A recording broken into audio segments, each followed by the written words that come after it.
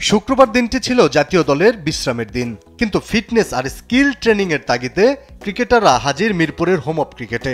Asia cup শুরুর বাকি এখনো প্রায় 1 মাস, তার আগেই নেদারল্যান্ডসের বিপক্ষে 3 ম্যাচে টি-20 সিরিজ খেলবে বাংলাদেশ। তাই বিশ্রাম ভুলে মাঠে নামা যেন টাইগারদের কাছে এখন নতুন নিয়ম। 10 আগস্ট ট্রেনার নাথান কেলির তত্ত্বাবধানে হবে বিশেষ রানিং সেশন, যেখানে 1600 মিটার 6 মিনিট 40 সেকেন্ডের মধ্যে শেষ করতে পারলেই মিলবে 5 নম্বর, আর 6 মিনিটের মধ্যে হলে জায়গা হবে এলিট তালিকায়। আর সেই লক্ষ্যেই শামীম পাটোয়ারি, তানজিদ তামিম কিংবা পারভেজ ইমন সবাই ঘাম জড়াচ্ছেন অনুশীলনে। পেসার মুস্তাফিজ, খালেদ, শরীফুলও পিছিয়ে নেই। ফিটনেস ছন্দে ফেরাতে চলছে কঠোর অনুশীলন।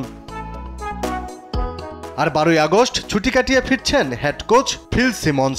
তার হাত ধরেই শুরু হবে পূর্ণাঙ্গ স্কিল ক্যাম্প, যেখানে থাকবেন মনোবিদ ডেভিড স্কটও। এশিয়া কাপের প্রাথমিক 25 সদস্যের দল আগেই ঘোষণা করেছে বিসিবি। এর আগে এ দলের কয়েকজন তরুণও সুযোগ পেয়েছে।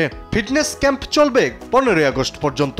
এরপর সিলেটে শুরু হবে দ্বিতীয় ধাপ। 26 আগস্ট বাংলাদেশে আসবে নেদারল্যান্ডস। 30 আগস্ট সিলেট সিরিজের প্রথম ম্যাচ। পরের 2টি ম্যাচ 1 ও 3 সেপ্টেম্বর। সিরিজ শেষ করেই উড়াল, গন্তব্য সংযুক্ত আরব আমিরাত। আত্মবিশ্বাস, শৃঙ্খলা আর কঠোর প্রস্তুতি, এই 3 মন্ত্রে এগোচ্ছে টাইগার শিবির। বিসিবি পরিচালক আকরাম খানের মতো সমর্থক, সাবেকরা বিশ্বাসী এবারের এশিয়া কাপে বাংলাদেশ পারবে শিরোপা জিততে। আলী আকাশ, স্পোর্টস ডেস্ক, দেশ টিভি।